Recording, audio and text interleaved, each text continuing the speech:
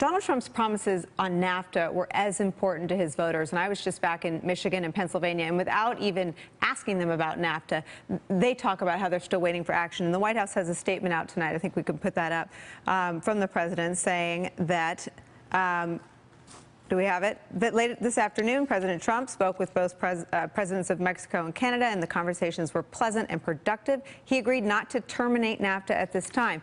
Now, he's going to work to make it better, but I know from talking to his voters that what they heard during the campaign was he was going to pull us out of NAFTA, and they were cheered that he pulled us out of TPP, and I'm pretty sure that they're going to be deflated by this commitment to stay in NAFTA. What do you think the sort of fine line is that the president has to walk on this? It's an interesting one right now. This is there's symbolism, just that word, that sort of acronym NAFTA. I think it takes on a very powerful emotional meaning to people. Well, he made it powerful, right? I mean, let's play some of this.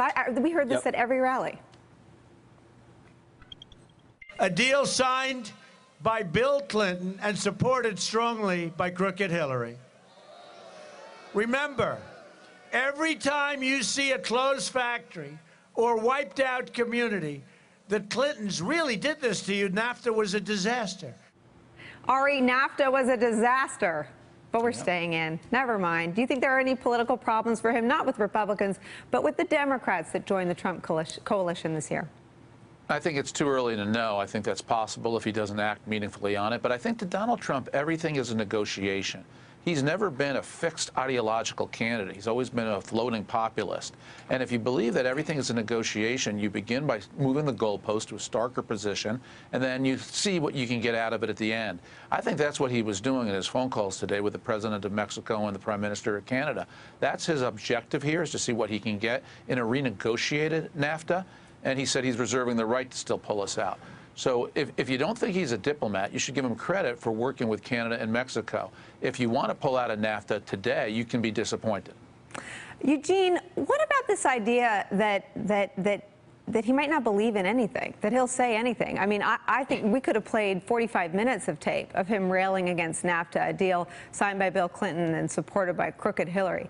I mean, the last president, a Democratic president, supported the TPP. I mean, trade creates strange bedfellows. But NAFTA was up there with the wall in terms of something that even Donald Trump's detractors thought he believed in.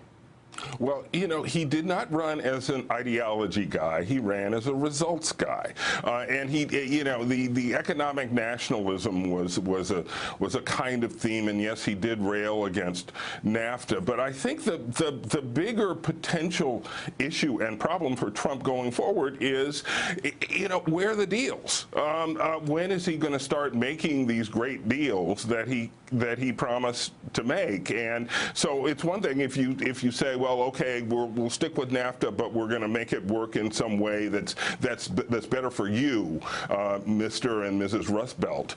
And I don't see that now. Maybe he has something in his pocket or thinks he has something in his pocket that he can later reveal, but I kind of doubt it. So far, his record on deal making has not been good at all. Let me jump in here. Sure. I think you have to be fair to him and give him more time. I think if you see what he did with China, you recognize the president has good diplomatic skills, actually. So it's much too early, Eugene, to reach a conclusion he can't do it. And I don't think that would be a fair statement to make about any president, whether it was Obama or Bush or anybody before them. It's way too early. Let it play out, see how he does. Ari, let me jump in and play. Your Ari, hesitation, let me play the devil's give the man advocate. a chance. That's only right. That's only fair. Ari, you and I worked for the same president. At the 100-day mark, he'd passed bipartisan legislation with the late Senator Ted Kennedy on education reform. He'd passed a bipartisan tax cut. I remember Max Baucus being there. No, Ari, hang on. Let me just say, taxes did not get done until May. It is in dispute.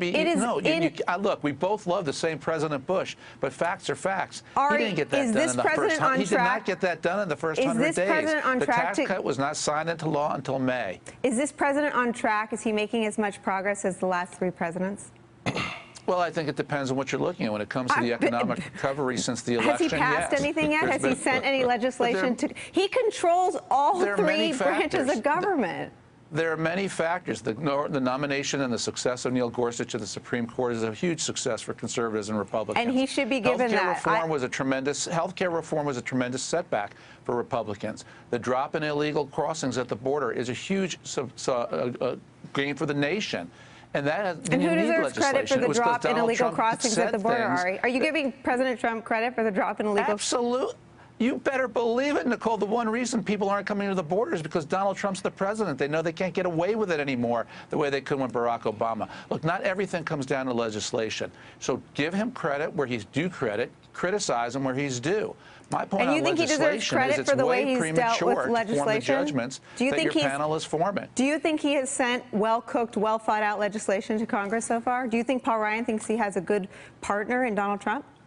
I think there's no question on the tax bill he announced today. That was well thought out. That's the principles that he's announced and that Republicans have believed in for years, yes. On health care reform, I think the president was the one pushing for it. It was a failure inside the House Republican caucus to unify. And if they're not able to unify now in the second go-around, what's the point of having Republicans control the House? Well, so it's a tricky mix, and Republican margins are thin.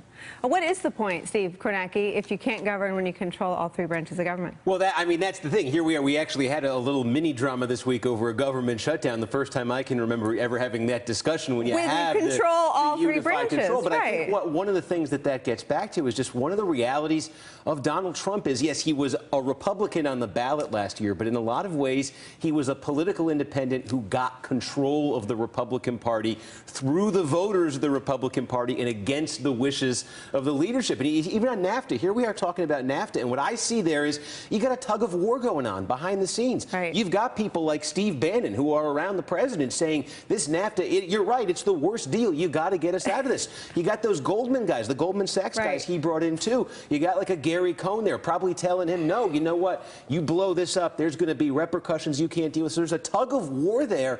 It's not an administration that has a clear focus on every issue just walking into office. Hey there, I'm Chris Hayes from MSNBC. Thanks for watching MSNBC on YouTube. If you want to keep up to date with the videos we're putting out, you can click subscribe just below me or click over on this list to see lots of other great videos.